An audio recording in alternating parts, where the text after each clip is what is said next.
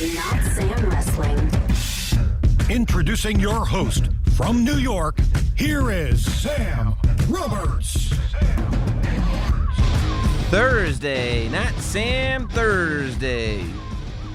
The one night of the week when we don't have WWE or AEW or something. I'm sure there's some kind of wrestling on. Is Impact on Thursdays or Tuesdays? I don't know. I think the schedule is still working itself out, but we know what Thursday is now. It's the grand tradition. Thursday, Not Sam Thursday. The day of the week when Scoops Roberts comes to you with that midweek update on everything that's going on in the world of pro wrestling. I know. You're used to Not Sam Wrestling every Thursday morning, once a week. No, not anymore. Monday mornings, first thing. Thursday afternoons. Thursday, Not Sam Thursday for the update.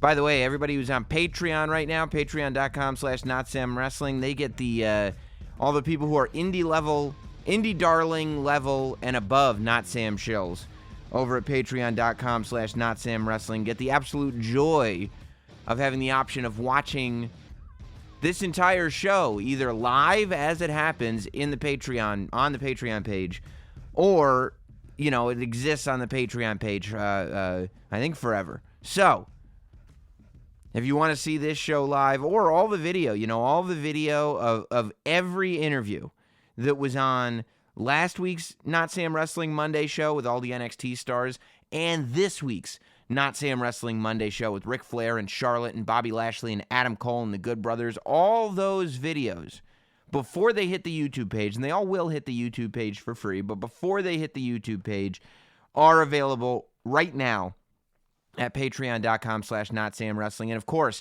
all tiers less than $1 a week, $4 a month, gets access to every Not Sam Wrestling podcast before anybody else.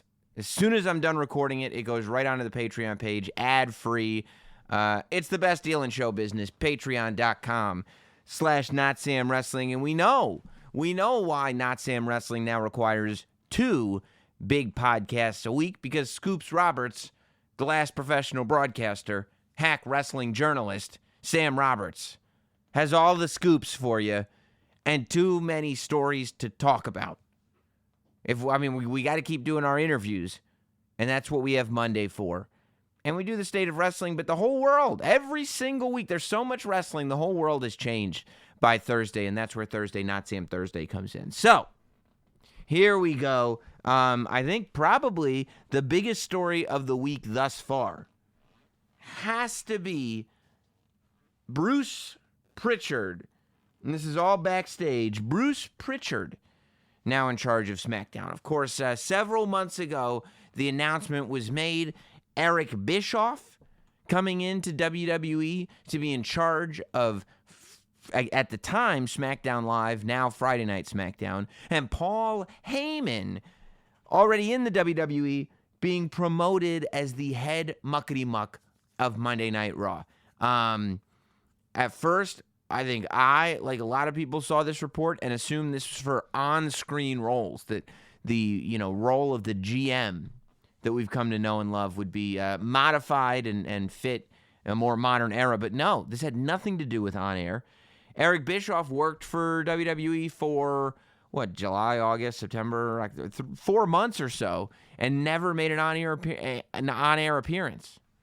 And Eric Bischoff is great on air. I mean, people would have flipped out if they were sitting there going and I wonder what's going to be on SmackDown tonight. I'm back. And better than ever. Well, oh my God, he's here.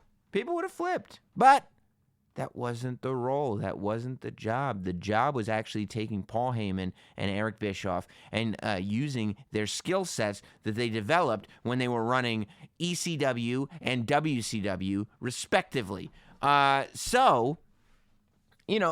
Rumors have been flying around the internet as to what exactly they were doing. Not too long after this announcement was made, we got the episode of Raw where Braun Strowman and Bobby Lashley went through the screen, and Corey Graves got a curse word out on the television set, which I always enjoy. Since then, There have been storylines with Mike and Maria. There have been storylines with Bobby Lashley and Lana. There have been certain talents, Cedric Alexander, for example, getting bumped up to more main event spots. Things have changed a lot on Raw, and people go, well, that must be a Paul Heyman influence. And then rumors and stories all over the place about Eric Bischoff and what he was actually doing and how he was fitting in and blah, blah, blah. Eric Bischoff not only now is no longer in charge of SmackDown, but after saying that he had moved from Wyoming or wherever he was living to Stamford, he was living out in the sticks, out in the middle of nowhere, just enjoying his life and his dog, and now had moved all the way to the hustle and bustle of Stamford, Connecticut for this gig, is apparently, according to reports, not with the company at all anymore. Not just, well, he's not going to be in charge of SmackDown. He's going to be over here in the office. He's Dunsky, apparently. And, I would love to find out. I'm sure that we will find out, right? Eric Bischoff is a pretty public figure at this point. He does one of the Conrad podcasts as they've become known, 83 Weeks.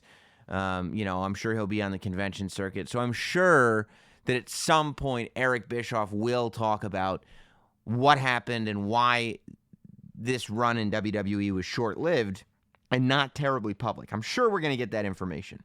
I interacted with Eric while he was in WWE handful of times. Only, I'm there, I don't know, once every 4 to 6 weeks for not even all the pay-per-views. Some of the pay-per-views, I'm popping in here and there. But every time I saw Eric, I spent any time with him, he seemed in very good spirits, seemed very important. I'm reading reports that, people didn't like Eric and people didn't want to work with Eric, but I never caught that vibe. And again, I'm not there every day, and I certainly am not afforded the intimate details and secrets, but, everybody was at least putting on a good public face because I never really got an inkling that anybody was certainly not upset. I just saw work being done. I stick to my work and they stick to their work, but I was pretty surprised.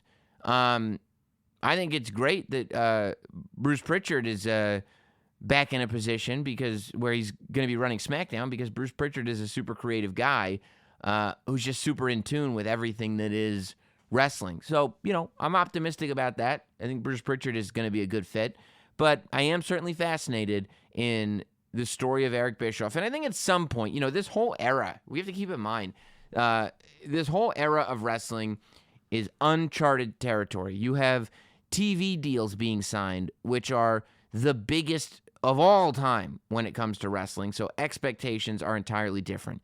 You've got WWE kind of evolving along with technology and figuring out where it's going. It was a very ballsy move several years ago for WWE, who so much of their business had been wrapped up in pay-per-view for so long, to sacrifice that revenue stream to put all their chips into this WWE subscription network, to watch them then change the way they monetize TV deals and alter the business again. I think is super interesting. To watch Vince McMahon, continue to make WWE into a bigger and bigger company, where Raw and SmackDown and NXT are now 3 major primetime television brands. And by the way, in February, there's a football league coming.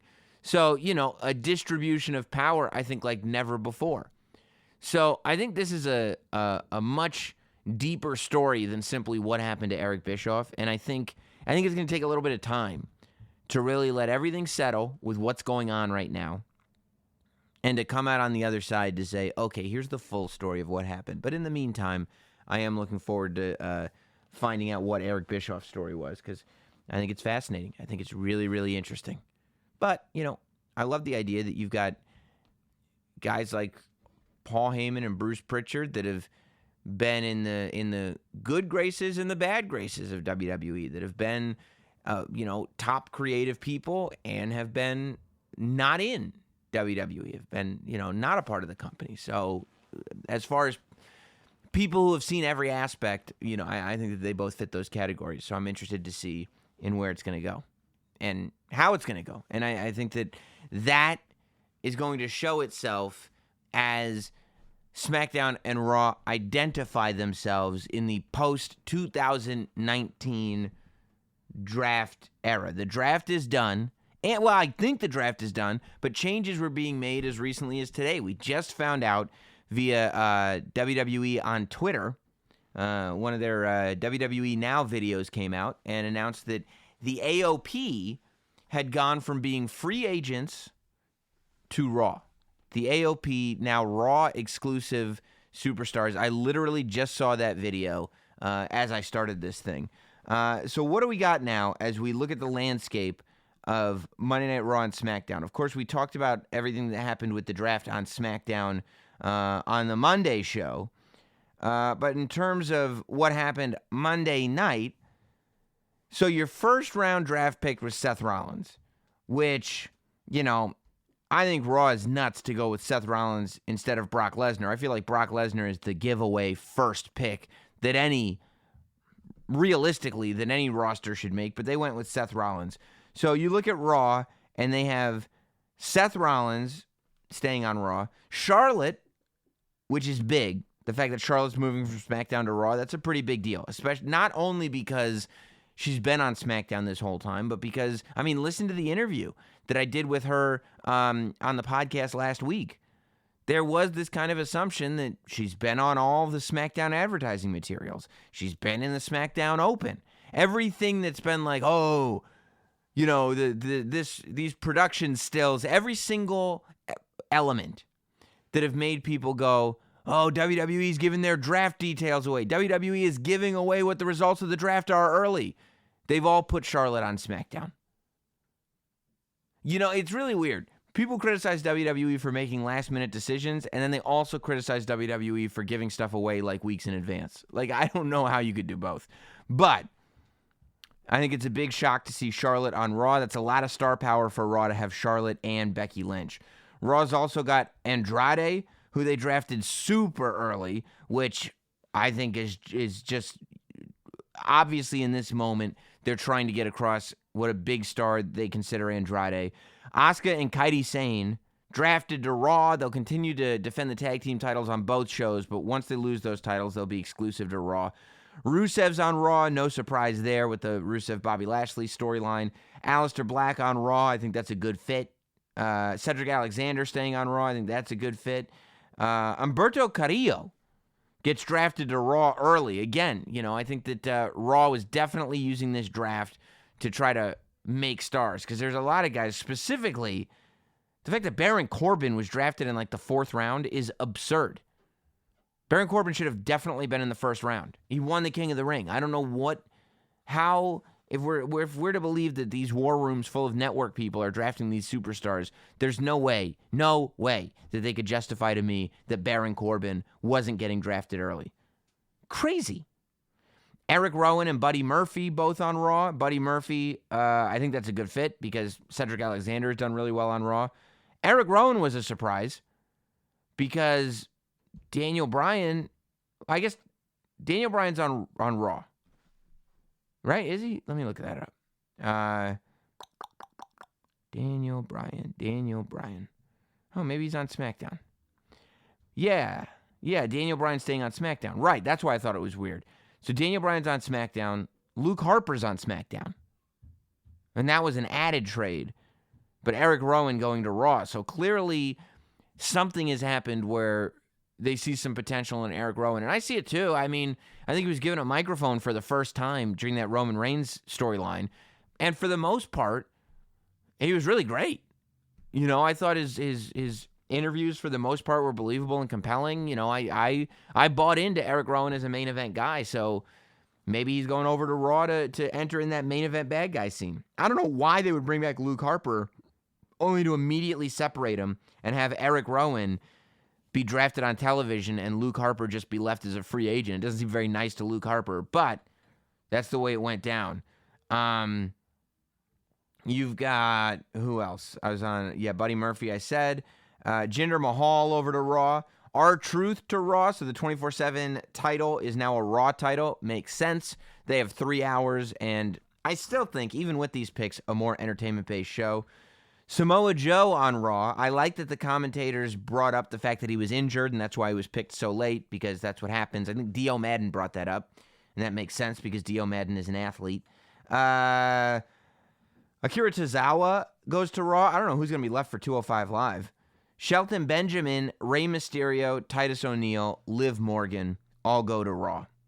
And then after the show, Hawkins and Ryder, the Iconics, Mojo Rawley, No Way Jose, Sarah Logan, all drafted to Raw, as well as the Authors of Pain, as I just said, that was announced earlier today. SmackDown gets Brock Lesnar. SmackDown gets The New Day, all three of them. Good pick, three people. SmackDown gets Daniel Bryan. Again, all these picks are people that were already on SmackDown, so I don't think anything too shocking. Although Scoops really thought it was going to be Brock to Raw, Seth to SmackDown, which I still think would be better because the Seth Fiend storyline is still going on, even though the Fiend's on SmackDown and Seth is on Raw, so you're already confusing your draft picks a little bit. Bayley staying on SmackDown, I think that's good. I was super compelled by what she did on Friday. Shinsuke Nakamura and Sami Zayn. Sami Zayn technically, I guess, was a Raw guy, but he's sticking. He's part of this Shinsuke Nakamura package, and they're going to be on SmackDown, no problem. Ali staying on SmackDown. I think he would have done better on Raw with Buddy Murphy and Cedric Alexander and all those guys on Raw. Shelton Benjamin on Raw. I think he would have been better on Raw. Dolph Ziggler and Robert Roode. SmackDown is where they're going. They lost the tag team titles to the Viking Raiders on Raw. Both of them as a team are going to SmackDown. Doesn't mean they'll stay a team, but they're going to SmackDown. Carmella's going to SmackDown. The Miz back to SmackDown. Hopefully the Miz finds himself because he was horrible on Raw. I mean, the Miz has had maybe the worst 2019 drop-off of any superstar on the roster. Miz had a great 2017, a great 2018, horrible 2019. I look at the Miz in 2019 and can't believe, like a year and a half ago, I was saying the Miz is ready to be WWE champion again. Because 2019, the Miz is not. Baron Corbin, I already talked about going to SmackDown. Shorty Gable is staying on SmackDown. You mean Chad Gable? Nope. Shorty Gable. And Elias going to SmackDown. The post-draft SmackDown picks that were announced on The Bump, WWE's Wednesday morning show. Cesaro, I think people were a little worried that Cesaro was going to just stay a free agent, but he's not. He's on SmackDown. Also on SmackDown, Dana Brooke, Drake Maverick, Mandy Rose and Sonya Deville, Luke Harper. In terms of free agents now, Alicia Fox, I'm looking at the list. Technically, Lana is a free agent, but she'll go to Raw. She's been with, Rusev and Bobby Lashley. That's clear. I think technically Aiden English is a free agent, but that's, he's not a superstar anymore. He'll keep doing 205 Live commentary, I'm sure. Lio Rush was on Raw, but he's clearly in NXT. He's now the NXT Cruiserweight Champion. Alicia Fox, interestingly enough, was moved to the alumni section of WWE, so WWE.com. So maybe that's it for Alicia Fox. Who knows? And then you have a bunch of guys that were not in either of the draft pools. Okay, the Ascension, not in the draft. The Colognes, not in the draft. Ember Moon, not in the draft because she's injured. Jeff Hardy, not in the draft. Lars Sullivan, Maria Kanellis, Maurice, Matt Hardy, Mickie James. Although Mickie James, I think, is doing commentary now for Main Event. Naomi, not in the draft. Nia Jax, not in the draft. Paige, not in the draft, although she was great on Backstage. Ruby Riott, Sheamus, and the Usos. None of them were in the draft. So, and I think that that's better. I like the idea of all of the people that I just mentioned, that assuming they are going to come back, at some point they'll be back. And when they are, I think it should be a where are they going question. I don't think that there's any reason to announce where they're going now and spoil that surprise. I like the idea of figuring out when they come back. So that's the draft. I broke it all down with Wade Keller on his podcast. We kind of went over some specifics for about an hour and a half of who did better, what do you think of this pick, what do you think of that pick. And I talked about it on Monday too. You can go back and listen to the Monday show.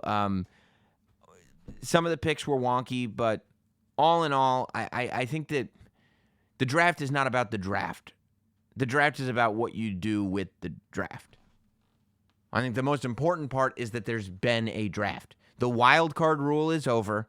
Our rosters are as cemented as we're going to get them. Oh, and as of, and this is a weird one, as of WWE Backstage on Tuesday, Triple H made the announcement. We were told there was going to be a blockbuster trade. It was more like a move.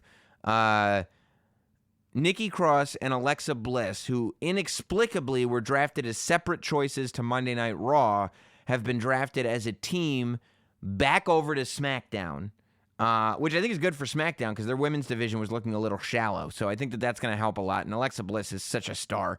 Nikki Cross is amazing too, but that as a package, they're great. The Authors of Pain coming over to Raw, I think you could justify because they said Alexa Bliss and Nikki Cross were going over to SmackDown in exchange for future consideration to the Raw brand. And I guess you could say the Authors of Pain were the future consideration. So that's that. And no, it doesn't make any sense that Alexa Bliss and Nikki Cross were drafted separately, then still treated as a team, then sent to SmackDown after one day just because. And, of course, it's all wonky. But we have our rosters. That's the important part. I think both shows have big rosters. I think this is the most main event name talent that SmackDown has ever had. And I think that's clearly by design. I think it's time to go. I think it's time to just move with it. And I think it could be good. We can look at what happened Monday. I think the highlights, aside from this draft stuff, and, technically starting tomorrow, starting Friday with SmackDown is when we should expect the stories to be told. As of this week, we were still in holding patterns with both Raw and SmackDown because the draft was still happening. We had matches like Sasha Banks and Becky Lynch, even though they were on separate rosters. We had, all the matches. They didn't necessarily push forward what those shows would look like in the future. SmackDown sprinkled it in, and Raw sprinkled it in too. I love the idea of the Viking Raiders winning the tag titles. I'm glued to the screen whenever the Viking Raiders are on. I've loved them for a long time. I think the presentation is cool, and I think they should be tag team champions. I wish Luke Harper had gone over to Raw because I would have loved an eventual Harper and Rowan versus the Viking Raiders tag team title war, but we're not getting that. However, there are a bunch of tag teams on Raw. So, and I like that the tag team titles are being held by tag team specialists, by a team that you look at as a tag team, not a pairing of two singles. I think it's good. I think that putting Dolph Ziggler and Robert Roode in the position and giving them the tag team titles, while they didn't really do much as champions, their road to get there certainly did more for both of them. More so Robert Roode than Ziggler. But it did good work for both of those guys to be in that position, especially the road that they took getting there with Robert Roode getting a pinfall victory over Seth Rollins. So they're coming into SmackDown way bigger and way more importantly than they would have had they not gone through that tag team title journey. So I'm happy about the tag title journey existing in general. However, I'm glad that a pure tag team like the Viking Raiders, who I believe, who's going to beat them, are the champions. I think that that's great. We saw the continuation of Seth Rollins and The Fiend. As of today, also in that same video where they announced Authors of Pain, we're going to be going over to Raw. They announced that Seth Rollins is now not part of Team Hogan in the Team Hogan versus Team Flair Crown Jewel match because he's in the Pinfalls Count Anywhere match with The Fiend. He was being advertised as being in both matches as recently as Monday. But as of today, he is only doing the Pinfalls Count Anywhere match with The Fiend. And The Fiend versus Seth Rollins is still being advertised as a dark match going forward at Monday Night Raw tapings, as far away as November. So for the next few weeks. I think if The Fiend is going to be on SmackDown, you kind of got to figure out what's next for The Fiend right now. Because it's like, if The Fiend and Seth Rollins are going to be on separate rosters, then we should put a bow on this at Crown Jewel. Like, that should be the end of this. Unless Survivor Series is going to be the one night of the year when Raw and SmackDown go head-to-head in competition, or compete in head-to-head competition or whatever it is. Then I guess you can pull off one more Fiend Seth Rollins match, but it's going to be weird if Survivor Series is Raw versus SmackDown, because we just spent the better part of the year with the wild card rule and the draft being kind of meaningless. So it might be a decent year to take off from that theme, but who knows? I don't know what they'll put together. Maybe they'll put together some amazing matches. Either way, I think that the sour taste of Hell in a Cell has not been removed from our mouths. I think that it has really done bad things to the reaction that Seth Rollins gets from the audience. You know, he gets booed now, which sucks for Seth, because at the end of the day, Seth is great, but he needs to be refreshed. We need to be reminded of why we love Seth so much, you know? Because he's not like we wanted him to be the guy. He's not the company choice. He's the fans' choice. And the fans have turned on him, but I think that story should be told. You know, I think we should acknowledge what's going on and push that forward. You know, I still think that I really think that Seth needs to lose the title to The Fiend and, you know, make The Fiend, okay, well, now The Fiend's the Universal Champion, so even though he's a SmackDown superstar, he has to be on Raw. Raw gets him because now he's the Universal Champion, and the Universal Championship stays on Raw post-draft. Maybe you pull that off. You know, maybe Brock Lesnar's not going to be on TV, so The Fiend carries the Universal Championship on Raw until he loses it, on SmackDown, until he loses it somehow. But I don't see how you get out of this without putting the Universal Championship on The Fiend without doing damage, personally. You know, I really want to see The Fiend as the Universal Champion, at least for a short time. He's the most popular superstar in WWE right now. You know, there's nobody that people are more excited to see than that guy. So why not, you know? People don't expect it, too. The fact that people don't expect it, I think, is even more reason to do it. Seth Rollins burned down the Firefly Funhouse. He's taken away the Firefly Funhouse. What can The Fiend take away from Seth? He's got to take away the Universal title. I think it's the only way. Let me take a pause. If you're listening to this, you're probably watching all this wrestling that I'm talking about. Every single day there's more wrestling to watch. At night, you're watching wrestling. You used to be with your partner at night, your wife, your girlfriend, your boyfriend, whoever it is. It used to be their night. Now, the night belongs to wrestling. You know what that means? It means that whenever they want, you're going to need to be ready to go physically for them. They need to feel beautiful. They need to feel appreciated. And you need not only the physical prowess, but the confidence to pull off pleasing them whenever they need to be pleased. You're probably sitting there right now and you're going, Sam, I have a lot of confidence. Sam, I'm virile. I have prowess, but I don't know if I have that much prowess. Especially after a week like this, I'm exhausted. Never again. Never again will you have to use that excuse. Thanks to Blue Chew. Look, Blue Chew. It's like the color blue. It's the first chewable with the same FDA-approved active ingredients as Viagra and Cialis. Anytime, day or night. So if you're up all night watching wrestling, your partner falls asleep, they wake you up in the morning, they go, look, you fell asleep on me last night because you're watching freaking wrestling again. I need to be satisfied. And you need to get that thing up right now, okay? And satisfy me. You go, oh, hold on just a second. Let me brush my teeth. I don't want to offend you with my morning breath. You know what you do when you're in the bathroom? Turn the sink on, brush your teeth a little bit, but pop a Blue Chew. See, since it's a chewable, not a pill, it works even faster. Okay, even if you could just benefit from extra function and more confidence where it counts, they're going to sit there. This is what your partner's going to say, right? Even if you're fine the way you are now, you pop a Blue Chew, you get the confidence based on the extra physical power that you have radiating from that man meat of yours, okay? And you know what your partner's going to say? They're going to say, please keep watching wrestling, because what's ever changed in your life has made it so that I'm never going to be able to be with another person again. I really think that's what's going to happen. But you need to figure it out for yourself, okay? It's prescribed online. It's shipped straight to your door in a discreet package. There's no awkwardness. There's no weirdness.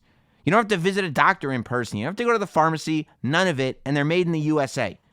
They ship direct. They're cheaper than a pharmacy. It's amazing. How much cheaper than a pharmacy, you say? As cheaper than a pharmacy as it gets. How about this? Free. 100% cheaper than a pharmacy. It is free when you use promo code Roberts. Try Blue Chew. BlueChew.com. Enter promo code Roberts, and all you're going to do is pay $5 for the shipping of it.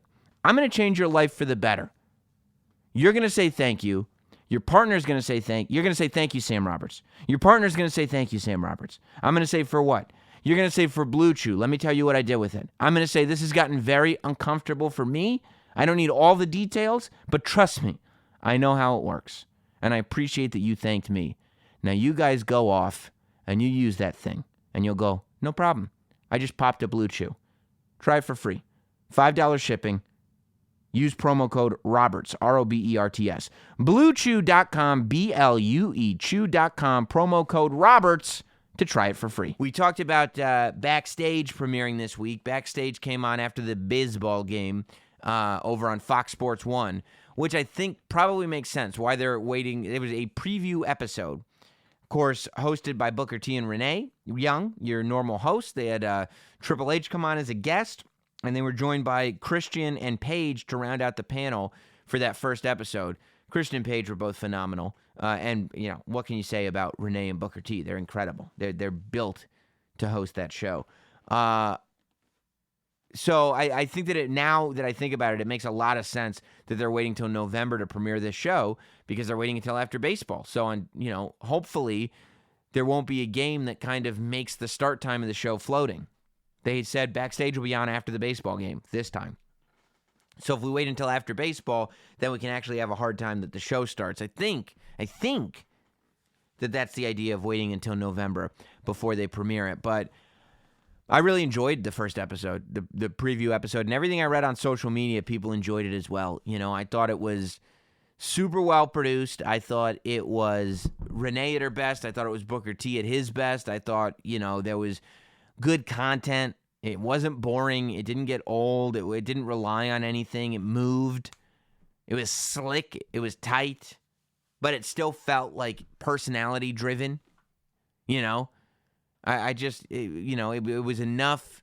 Backstage, Triple H comes on as a guest, and Booker T asks him about Bruce Prichard coming over to take over SmackDown. There's some non-storyline stuff. There's some storyline stuff. Here's what I really liked. At the end, they had Paige and Renee answer mean tweets. Now, I'll let you in on something. More often than not, when you see mean tweets on television, they're fake. They're not real mean tweets. They just, made up a Twitter account, sent in a mean tweet. And you can always tell. Nobody goes and looks up the Twitter account.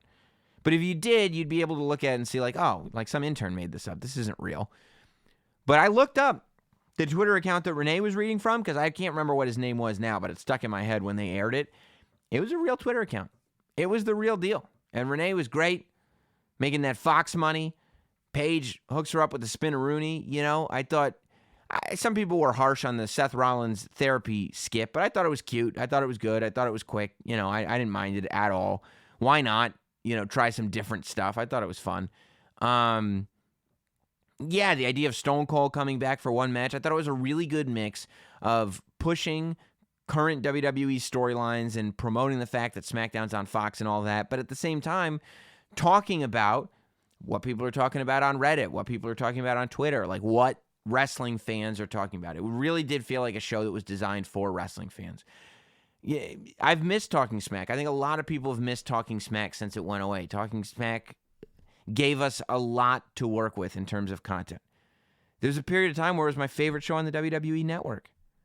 There was a period of time where I would DVR SmackDown, and I would come home, and on a Wednesday before I recorded the podcast, it would be okay if I missed some of SmackDown, but I had to make sure I watched Talking Smack because the show was that good. And I got those vibes from Backstage as well. I think we've only sort of scratched the surface, but I think Booker T and Renee are absolutely going to shine super brightly, and that show is going to be something that it's going to work out really well for us fans. I think it's going to be great. Let's get to Wednesday now. Wednesday, you had Wednesday Night Wars. I'm going to check real quick. As we're taping this, I feel like the rating should have come out. If there's anybody in the Discord room. And we have an official WWE podcast just announced. After the Bell with Corey Graves is coming out. And I'm going to tell you something right now. If Corey Graves thinks that he's going to come into the podcast world and he's going to take my job, he's got another thing coming. If Corey Graves wants a podcast war, we'll have a podcast war. And I want you to know that, and I want to make sure that Corey Graves knows that. That Corey Graves needs to realize that, okay, he wants to put a little headset on. He wants to sit behind a table and talk about what's going on in the ring for SmackDown. He can do that. He wants to go on the WWE Network, and he wants to talk to superstars about their little tattoos and whatnot. He can do that, okay? He wants to be on Total Divas and trying to make Carmella feel better. He can do that too. But if he wants to come to the home of the last professional broadcaster, and he wants to do this, we can be friends or we can be enemies. It's up to you. It's up to you, Graves. Whatever you want to do. I'm assuming After the Bell with Corey Graves is probably going to be a pretty good podcast. But I dare you. You know what I mean? I dare you. But I was gonna look up if we had the ratings in yet for what's it called, for NXT or AEW, just to see so I could report to you guys what we got. Let me see if I can find it anywhere on Twitter. If not, then I guess they're just not out yet. And we're not going to report on the ratings every single week. I just, let's see. I'm seeing national numbers should be out momentarily. AEW is down 9% from last week. Okay. All right, I don't know. If we get an update before we're done recording, I'll let you know what it is. But until then, we won't have it. We'll just talk about the shows because we're fans and that's what we do. So I thought, man, AEW was great. And I flipped back and forth, I'll be honest. I was flipping back and forth, and AEW is doing really good at putting out big matches, and they announced big matches for next week already. The main event, world title, Darby Allin, Chris Jericho, the whole deal. I found myself glued to NXT for just about the whole show. I thought that NXT was, for NXT fans, pretty close to perfect. I thought every segment of NXT, and you can call me a shill, you can call me a mark, you can call me, you can say my podcast is bought and paid for. It doesn't have that WWE logo on it like Corey Graves' podcast does. That's for sure. But I'm an NXT fan. I've always been an NXT fan. I'll always be an NXT fan. And I thought this week's episode of NXT was amazing. The fact that that's the product that was on USA is so cool to me because it is saying absolutely true to what NXT is. NXT could come at you and hit you with, it's Finn Balor versus Cesaro in the main event. It's Adam Cole versus Tommaso Ciampa in the main event. Just like throwing everything they can at you at TV just to get ratings points. I'm not saying that's what AEW is doing. I'm just saying that's what, because I think AEW is also pacing themselves. But these aren't masked shots. This is just commentary on what NXT is doing. I think NXT is still pacing themselves in a beautiful way. The fact that they go, okay, you know what we're going to use our main event segment for? An amazing match between the Archer of Infamy and Pete Dunne. Seeing that happen, I've been a fan of Punishment Martinez since he was in Ring of Honor. And, I heard he got signed. I saw his photos on Twitter at the Performance Center, and it was like you've kind of been waiting for months now to see something happen. And it's like, oh, maybe it's going to be a slow build. I think he had one match on NXT TV months ago before he had really developed a character or anything like that. just, Damian Priest, or I think he was still going by that name back then. But to see him come out in the full gimmick, to see him with the girls backstage. I love what they're doing on NXT with the flags, that each superstar has their own flag, almost like an MMA training camp looking thing, and that they show their warm-ups that way. See him with the girls, see him come out, the archery thing, have an incredible match with Pete Dunne and actually get the victory over Pete Dunne. That was a big, big look for Damian Priest. I thought they did such a better job this week than they've been doing of telling stories. And I hope that is a trend that will continue. I think they got to keep telling stories and tell more of them.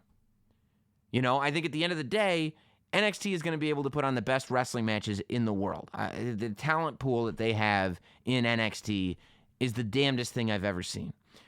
But I really think that, what does it for me, I loved, for instance, the Undisputed Era segment where it was the pre-tape where they came out with the USB stick and then Morrow said it's been cleared to air, and they showed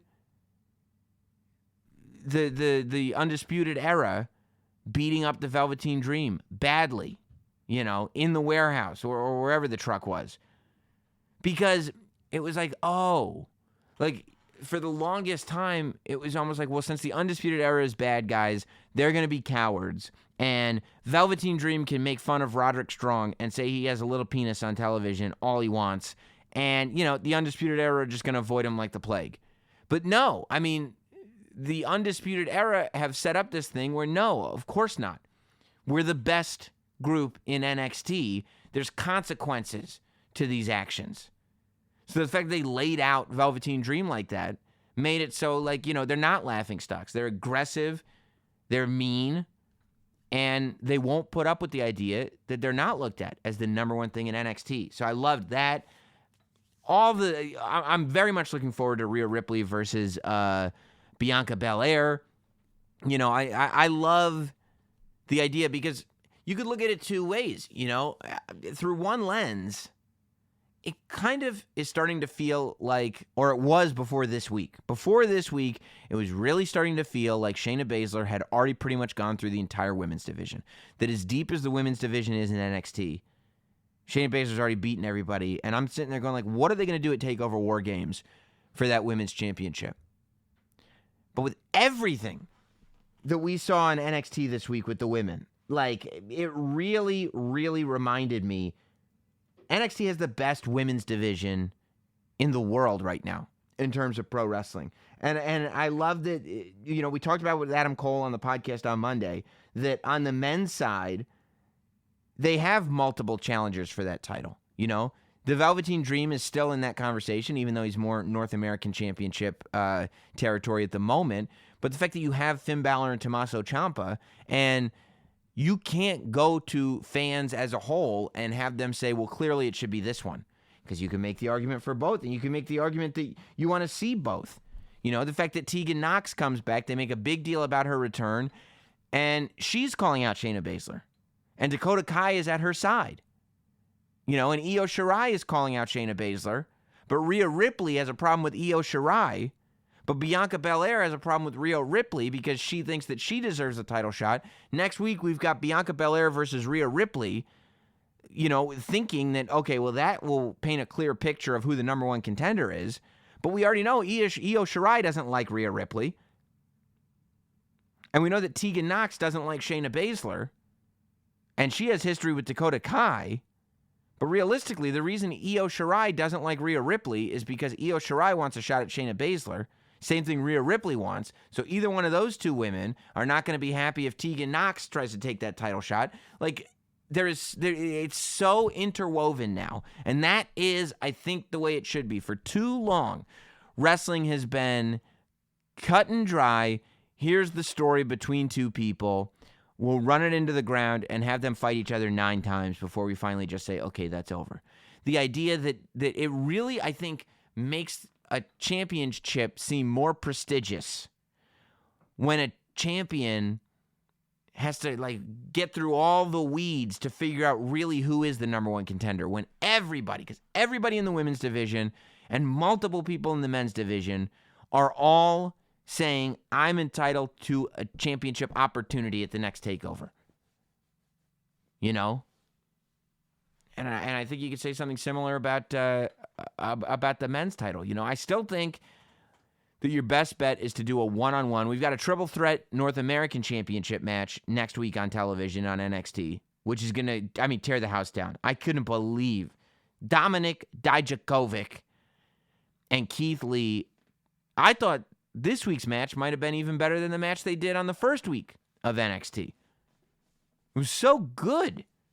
And I think adding Roderick Strong into the mix and the fact that really, because of the way NXT is presented, you can't sit there and tell me, well, clearly Roderick Strong is going to win. I would think he'd be the odds-on favorite right now, but I could see either Keith Lee or Dominik Dijakovic also winning that title, which makes the match worth watching. It's not just going to be a great match, but the answer is written out for you. That was my problem in January with the Bianca Belair Shayna Baszler match. It's because matches at TakeOver, like, it shouldn't be super obvious who's going to win. And, you know, I mean, we went through all these women. We didn't even talk about Mia Yim. We didn't even talk about, you know, half the people. So, you know, I love that for the next few weeks, we can really discern who's going to be the number one contender for the Women's Championship. And by the time we get to TakeOver, still have an argument. And by the time we get to TakeOver, and odds are Shayna Baszler beats whoever she's in the ring with, we already know in our heads there's at least two people that are gunning for the opportunity for the next Women's Championship match. You know? All this stuff is happening, and you're like, well, at some point Candice LeRae is going to want another match. At some point Mia Yim is going to want another match. Like, it's crazy how deep that women's division is right now in NXT. You know, I thought I got excited. I got, you know, the first week that NXT aired, my adrenaline was going for sure. That September 18th, 1 hour NXT on USA opens with the Fatal 4-Way with the women, Dijakovic versus Keith Lee. Like, you know, my blood is going crazy. This is awesome. I felt that way again this week. More so than I think I have for any of the other shows. I think this was maybe my favorite NXT TV show. And it's amazing because, you know, 2 weeks ago, you got a TakeOver level show headlined by Matt Riddle and Adam Cole for the NXT Championship. And still, I think this week was my favorite show because, you know, it really opened the doors. Now, you know, I'm not a numbers guy, so I don't care too much about the ratings. I feel like Wednesday night is for wrestling fans. And we're wrestling fans, and we've got nothing but amazing shows on Wednesday night. And this is what I mean. This is why they talk about competition being so good. The fact that NXT has something to measure itself up against, like, it's not just measuring itself up against itself or against what else is on TV. There's other wrestling on Wednesday nights. And that's making it so that when the NXT has got a chip on its shoulder. It's got something to prove. And as an organization, I think that they are super motivated for a number of reasons. And we've talked about all of them, to put out the best wrestling show on the planet. And for me, just for me as an individual, I'm not talking about global appeal. I'm not talking about anything other than me as an individual fan. So far, in the last 7 days, this week's NXT by far has been my favorite wrestling show. And, you know, I loved it so much. I thought it was pretty close to perfect. When, you know, and, you know, like I said, I was flipping back and forth to AEW. The championship match was good. Everything was good. Obviously, everything's good. LAX is such a good act. I wish they were in NXT, to tell you the truth. And what was the other thing? Oh, yeah, you know, the controversy around Jungle Boy and Marco Stunt being a tag team, and why would anybody sell for these little guys? Like, you know, I mean, that's kind of what wrestling is in 2019. Evolve with it. It's entertainment. We all know it's entertainment. Let's see. If two guys that are smaller than me can get me lost in a story, which they did effectively because the crowd was cheering for them, then you shouldn't be complaining based on principle. And I think a lot of the complaints are based on principle. Let's move on to tonight or tomorrow night, depending on when you're listening to this, I guess. Friday Night Smackdown this week. I believe all that has been announced so far is Shinsuke Nakamura versus Roman Reigns. Intercontinental Championship is on the line. And I've got to tell you, I would not be at all surprised if Roman Reigns is a two-time... I think he's only won it once before. I would not be surprised to see Roman Reigns win the Intercontinental Championship on SmackDown. I think one of two things is going to happen. Either way, it's going to be really interesting. I think that this week, this Friday, we get a look at what Roman Reigns' future on SmackDown is. So, if Brock Lesnar is not going to be on SmackDown every week, I think you need a main event superstar with some shiny gold to show off on television every week. And Roman Reigns might be that guy. You know, I think it was the same reason he had the Intercontinental title the last time. It's because, you know, okay, well, if we don't have our WWE champion, Brock Lesnar, on TV every week, let's elevate the Intercontinental title and let's put it on our top guy on SmackDown. Let's get a title on Roman Reigns. It's time. I'm just excited over the fact that we're going to see Shinsuke versus Roman Reigns. I think that it's so cool. I go back to watching Shinsuke Nakamura in the Tokyo Dome, and I freak out over the fact that the match is happening at all. You know, I'm a Shinsuke Nakamura fan, so I would love to see him win. I just don't think that he will. I think either Roman Reigns wins the Intercontinental Championship on SmackDown, or somebody comes out and interferes. Could be The Fiend, could be Daniel Bryan, could be, let me pull up my draft sheet again, see if I'm missing anybody on the high end. Could be Baron Corbin, because he's mad about how low he was drafted. Could be Braun Strowman. Who knows if Braun Strowman's going to be a bad guy now that he's on SmackDown.